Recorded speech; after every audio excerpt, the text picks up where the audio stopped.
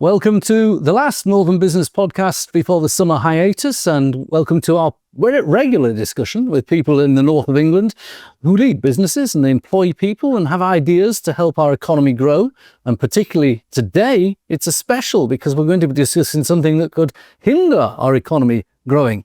The Northern Business Podcast is produced by Recognition PR. We serve dozens of companies in different sectors across the country, some which contribute to this programme. We're kindly sponsored by Virtue Motors PLC, one of the top automotive retailers in the UK, with a network of dealerships representing some of the world's most popular brands. I'm Graham Robb, and in the studio today we have Darcy Delich-Coull, and she is the IT Security and Compliance Officer at the big brand FOOTASYLUM. And down the line, we have the former Defence Secretary for the UK, Sir Michael Fallon, and also Neil Frost, who's the CEO of the cyber security experts Bob's Business. Now, this is a special because, Darcy, your business is doing very well, but all businesses who face the public face the problems that Marks and Spencers have recently faced. And I'm glad you haven't had those problems, but I'm sure it's something you worry about, is it? Yes, absolutely. It is something that we worry about constantly. It is still ongoing. It is still very much an issue now to this day. And there's more and more retail organizations that are having these issues. And it seems to be very much organized. It is definitely crime related. And it gets scarier all the time. We are doing everything that we can to batten down the hatches and increasing all of the things that we do normally, awareness, and throughout the whole entire organization with our staff, as well as all of the different things within our security stack, which are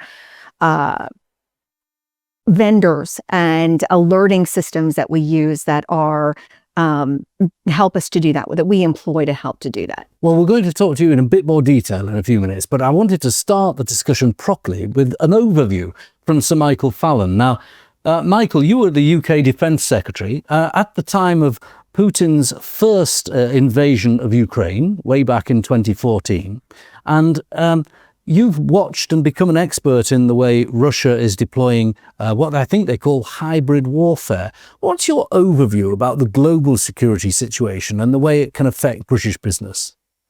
Well, back then, even 10 years ago, Russia was using all sorts of techniques of misinformation, planting stories and stirring things up. But 10 years on now, the whole issue of cybersecurity, you've called this a special, Graham. It's no longer special. It's with us now, day in, day out. It's affecting our businesses, we'll come on to discuss. But above all, it's affecting governments. And we talk loosely of hybrid threats, but this is warfare. It's a form of economic warfare. It's being conducted by criminals, of course, for money. It's also being conducted by hostile states against us, mainly Russia, but Iran and China as well. And quite often it's been conducted by both together, by criminals in places like Russia who see the opportunity not just to disrupt our government and our business, but to make money in doing so. So this is now the reality. And I'm delighted that you've brought us together to see whether business is doing enough to protect ourselves. Now, before we look at the actual protection, just look at this threat a little bit more and the reason it is so pernicious. In the Russian economy, there are obviously sanctions, yet the Russian economy doesn't appear to be suffering greatly from the sanctions because there is money still flowing in. Is this one of the roots, this criminal activity and hijacking of businesses in the West, that money is flowing in? Yes, that's why we use the phrase state actors, because there's a very clear link between these criminal gangs operating from Russia and the Russian government, the Russian state itself. And they see this as a very useful form of revenue now. It's helping fill their war chest for the war in Ukraine, and it helps them dodge the sanctions. So they get a double whammy out of this. They can disrupt us, mess us around, but they're also making quite formidable sums of money out of it. And that's why, Graham, the Strategic Defence Review that was published, the kind of 5-yearly review that was published last week, has now identified Russia and the threat from Russia, including cyber, as the main threat affecting this country. More serious than international terrorism, even more serious than the growing threat from China. It's the number one threat now, combining criminality and the Russian state. And we have to make sure we're better protected, better organized to deal with it in government, in business, and then as individuals. Now, in the review you just talked about, this was the review that also committed to raising the UK national security spending to, or defence spending to 5% of GDP. Now, of course, that is about our submarines, our ships, our air force, our army. But I would assume maybe that the government includes in that 5% now some resilience protection, GCHQ and cybersecurity that tries to head it off at the pass before it reaches our networks. Yes, a lot of the spending by the key government agencies, including GCHQ, now it can be rightly classified as defence spending. And the new higher target that NATO adopted at its summit last week with President Trump, the higher target of 5%, will now also include expenditure to protect what we call critical national infrastructure, our airports, our power stations, our telecom networks, the key things that our economy and our society depend on. That too will be classified as security and defence expenditure, and quite rightly. Now, you're talking about the state and the state's infrastructure that they are, the government is in charge of. But the government protects me via a police force as I walk down the street. If a crime is being committed, then the police can intervene. And the government has an army to protect our shores and navy to protect the sea and so on. Is it possible to have technology that stops some of these actors coming into our networks at all, on our fiber optics and so on, before they reach small businesses or large businesses? Well, that's harder and harder simply because of the nature of the cyber threat now. And of course, it shouldn't fall just to government. You know, you can't, if you walk down the street waving a very expensive iPhone in front of everybody, you know, you can't be wholly surprised that somebody's going to come up and try and nick it off you. So we have to do things to protect ourselves. Government has to protect the critical national infrastructure and give good advice through the National Cyber Security Centre. But business has to protect its own supply chains, has to protect its customer bases. And then we all have to improve our own digital hygiene, I think they call it. We have to protect our own accounts. We have to protect our passwords, our account details. So this is something in which we all actually have to work together. Of course, government takes the lead, but there is a responsibility on us, on our businesses, and on ourselves, you know, to play our part in this as well. Now, in my business, as a PR person, we do a lot of crisis management PR. And Darcy, you might not be surprised to hear, but I wonder if our audience would, that a large proportion since January of our crisis calls have been from clients who have been attacked and had ransomware attacks from Russia quite often. Right. And they've wanted advice on how to deal with the PR fallout of that. And it's not just the actual ransom that they may want or not to pay, but it's also the reputation, which is a killer. Oh, it is. It definitely is. I mean, if you think about it, I mean, if we look at ourselves just as consumers, I mean, how many times have you thought about, oh, I don't want to deal with that particular organization because they were just on the news, because they were hacked. I feel very wary of my data. I feel very wary of my financial information, all of that kind of stuff. And so even if it was months ago, if it was in the news about a business that had suffered an attack of some sort, it does affect you as a consumer. And to be in the retail industry, that's what we think about every day. We think about that, how it would affect our social media, our reputation, our customer base, all of those things. And because we have to, if anything should happen ever, and it had before, you have to reply and announce to the ICO and the governing bodies that you have been attacked, and of course it has to be announced to your customers or potential customers or your customer base that something has happened, and you have to. It's the law. And so suffering the backlash of that reputation is something that you just have to have a little bit of it in your DR program, in your disaster recovery. How are we going to recover completely from this? And that's one of the lasting effects, unfortunately. I was shopping at Marks and Spencer's. I've gladly shopped at Marks and Spencer's to support them. I like some of their stuff, so I haven't been put off. But it has been obvious that they've had trouble over the last few months. It seems to be recovering. I want to tell you a story, a real story, without putting any names of companies, because that would be counterproductive. I had a phone call a few months ago from a company. It wasn't a retailer. It was a supply chain business in industry. And they had been ransomwared, and all of their servers had been locked up. They couldn't do anything. It was amazing how many things were on a server, not in the cloud. They haven't gone to the cloud. And when it has been resolved now, but the cause of it was that a member of staff had been shopping online, and the member of staff had used their work email and their work password to create an account at a retailer. The retailer had been hacked a year or so ago, and therefore the data was on some dark web blacklist that had been sold. And the explanation was given that AI, together with bad actors, had managed to sort out data, the email address and the password, and get into this company. Oh, of course. And it's the confluence of human error, Right. AI, Right. and a bad actor that caused that company to have many weeks of difficulties. Of course. Of course, that is the methodology. The cause was evil intent. Absolutely. But the methodology was all those things.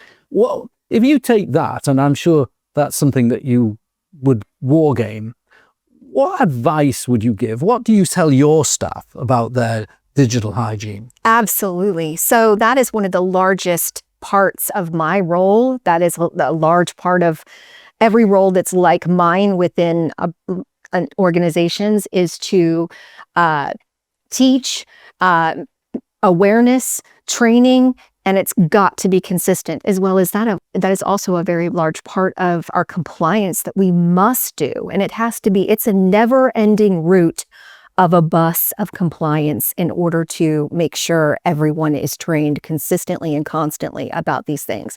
One of the biggest things, of course, is never use the same passwords for everything. We are all being socially engineered. We're all on LinkedIn. We're all on social media. We're proud of where we work. We want to shout about it. We want to have our network grow. And of course, we are in the limelight.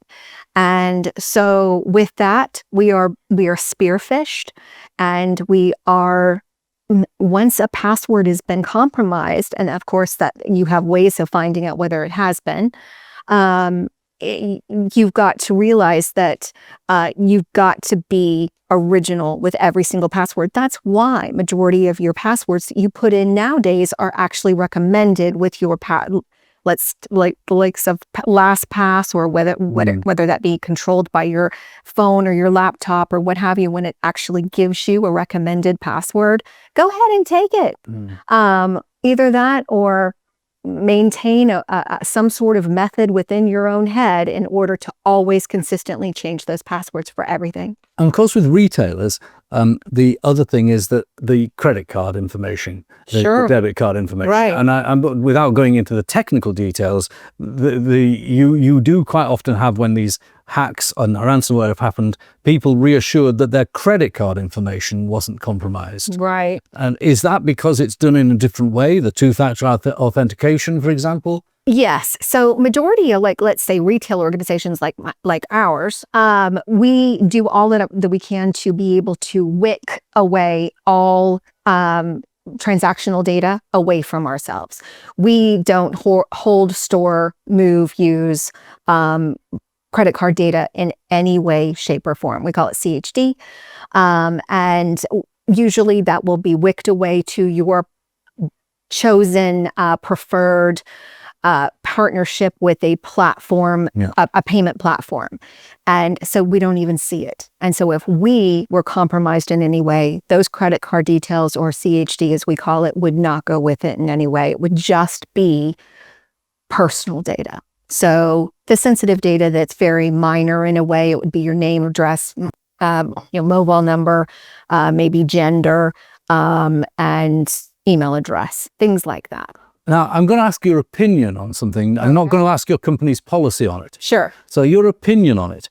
If a company, like my manufacturing supply chain company, is asked for £500,000 or £1 million to unlock their servers, Right. is your opinion that they should negotiate with the hijackers? Never, ever negotiate with hackers. Just trash everything, bin everything, start again, set it on fire, call it a loss, and build again.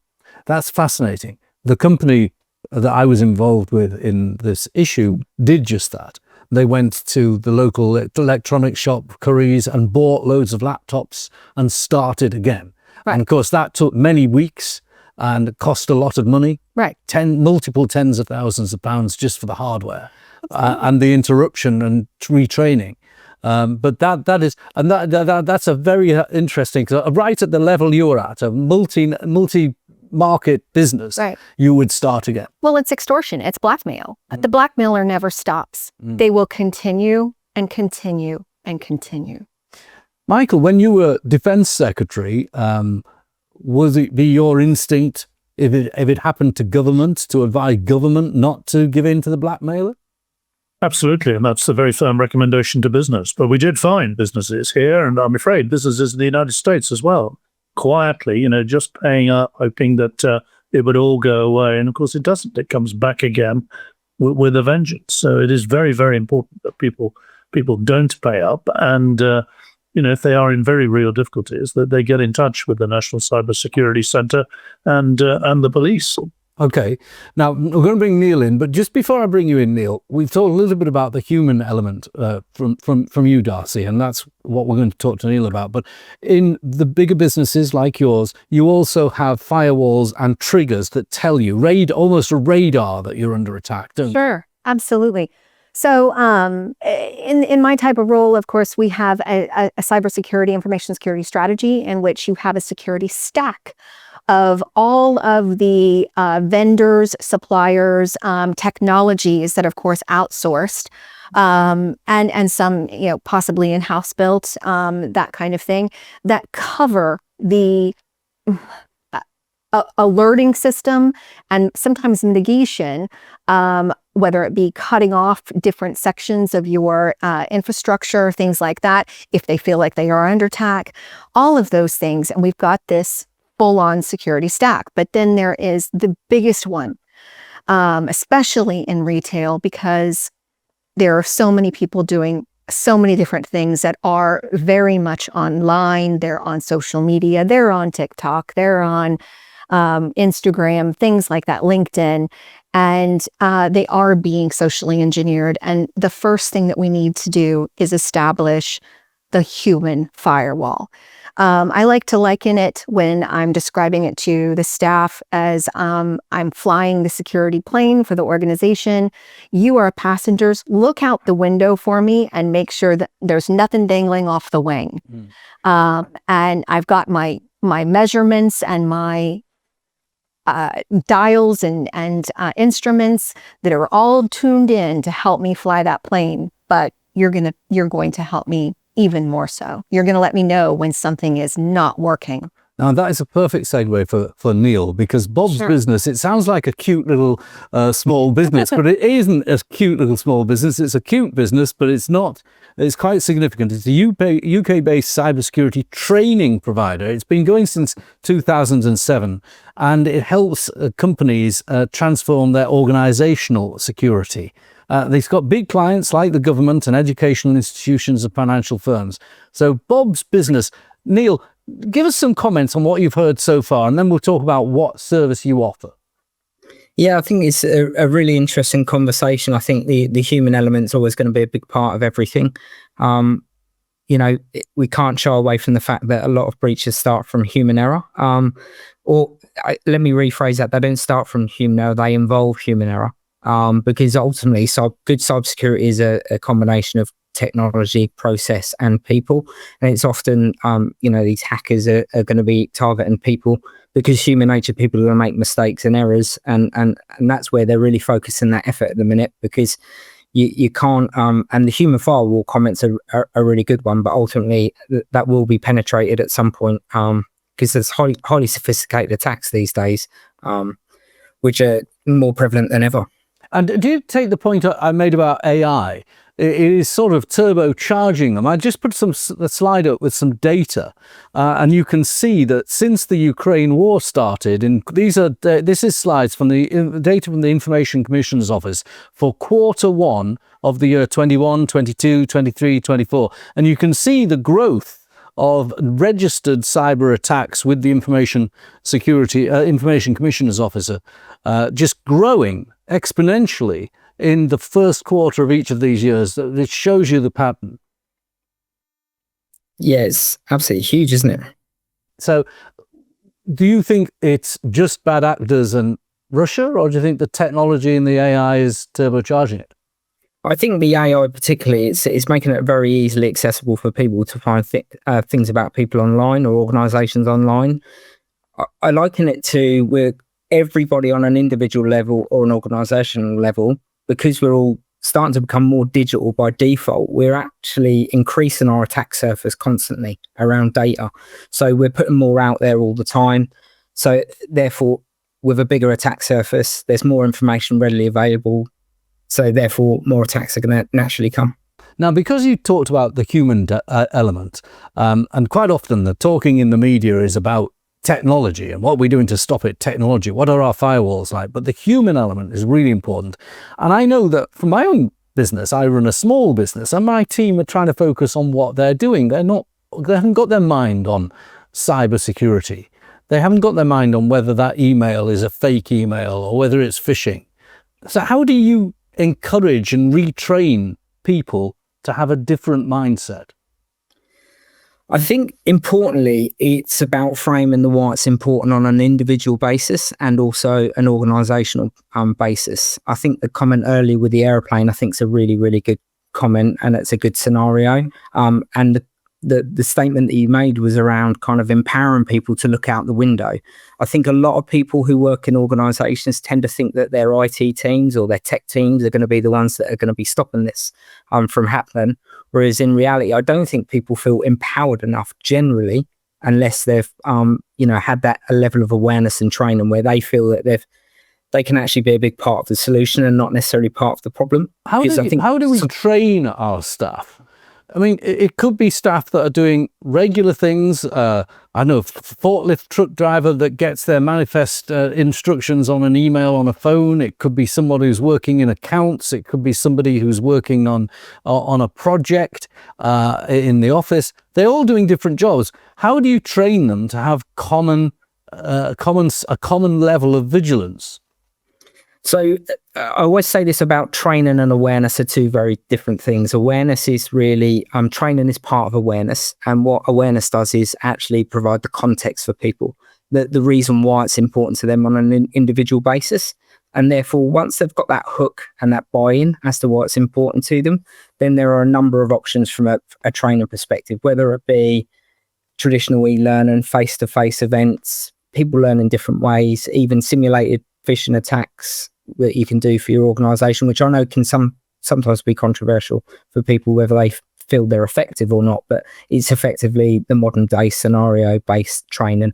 So there are a number of different ways in which people can learn. It's just, if you can get an understanding for an organisational level, what those threats are, what those job roles are, and what they're more likely to be targeted with, then you can really hone your awareness training campaigns to suit the individual as well as the organisation. So a simulated attack is rather like a fire drill.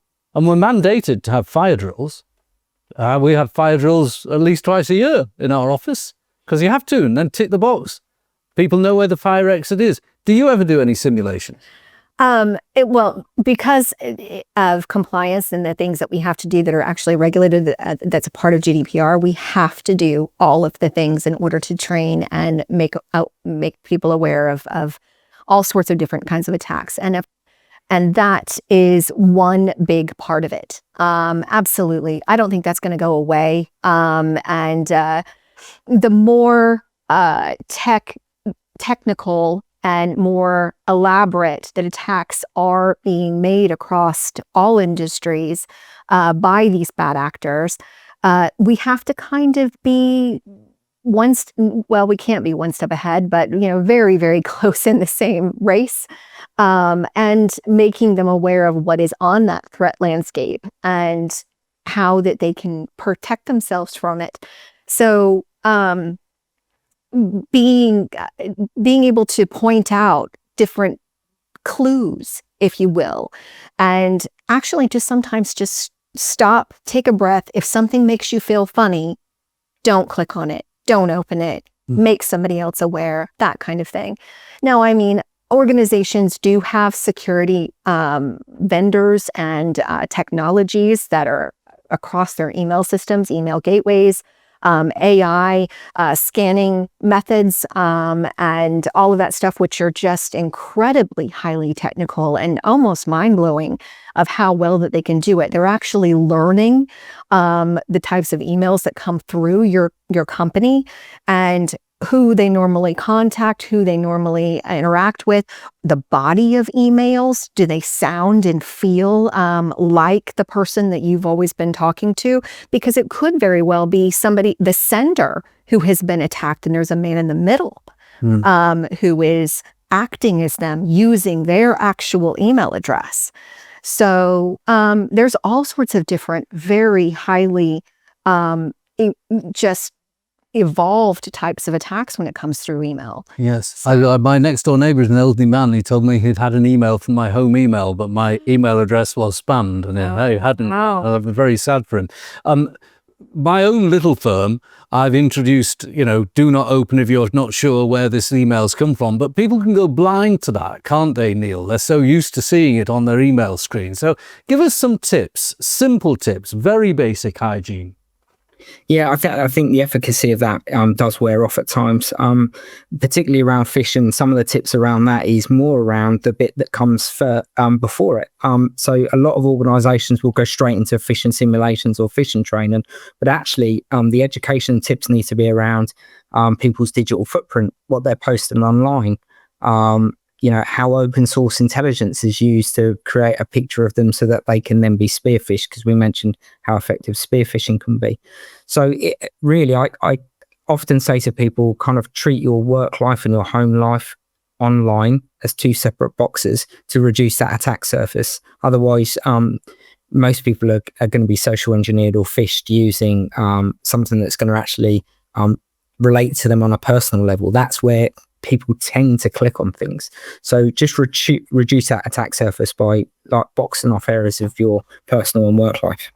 Before I conclude with you, Neil, I just wanted to give you the chance to give a kind of indication of what people can buy from your service, because smaller businesses cannot afford tens of thousands of pounds of retained services, but you are able to provide some kind of comfort and support. Tell us the kind of things that you offer. Yeah, so we're primarily e-learning and phishing simulation provider, but what we do that's quite unique is we're very bespoke and tailored. So we really, really work with the organisation to understand their attack surface by doing things like vulnerability assessments, both as at an organisational level and then also as an individual level, a human vulnerability assessment. They're mapped across to the CyBOK report that the NCSC put together a few years ago. So we tend to work with them on really holistic awareness campaigns that relate specifically to the risks that they may face. And with that creates really high engagement. So we're effectively an organisation that really tries to empower the staff within the organisation we work for to actually look at cybersecurity as a positive, because it's very fear driven. A lot of this conversation, quite rightly, is about all of the fear around it. So what happens is members of organizations, staff, they fear it so much that they freeze, they don't do anything. Whereas we want that action of reporting, because again, we talk about phishing. The most important metric in phishing is how many people are actually reporting things to the IT team. They feel empowered to actually report and think, well, this looks a bit dodgy. This is suspicious. I'm going to report it into the IT team, as opposed to maybe I shouldn't do it. And for firms that don't have an IT team? So again, we work particularly from a managed service perspective. So we work quite closely with those organisations to obviously overcome those barriers. And Darcy, this is very much chiming with your actual implementation. Right. I don't want to tempt fate, but so far you've had a reasonably good track record. Well, and for the last 5 years, that's for sure. It's never 100% foolproof. You are never 100% safe. I mean, we all have to know that. I think a little bit of fear instilled in everyone is a little bit good. I mean, you don't want them to freeze in fear, but you want them to stop, listen, look, take a breath. How does it make you feel? That kind of thing. So you want to instill that. You want to make everybody aware of keeping your eyes and ears open. So, well, I'm going to conclude with Michael, because I've got a couple of little questions to pick up on him, little pop questions, I suppose, Michael. You were a senior government minister who was protected. You were defence secretary, you had bodyguards and everything like that to protect your person. And I'm sure that you were told you had to take measures to protect yourself in case of something physical going wrong. Were you told how to interact on your mobile phone or your email? Were you warned about things, or were you kept from that? Was someone doing it? No. You're warned. You know exactly what how vulnerable your phone is, how vulnerable an iPad is. You're warned of these things. Not to leave equipment out that could possibly record conversations that you weren't aware it was recording. So you're warned about the personal equipment that you have and how careful you have to be in using it. And you're also, of course, you're aware the whole time of various security classifications. And you'll have to be very careful, obviously, who you're talking to, whether you're discussing something that is top secret or simply confidential. So you are kind of security minded because you're dealing in that environment the whole time when you're talking to other ministers, or whether you're talking to allies, or whether you're talking to other members of NATO.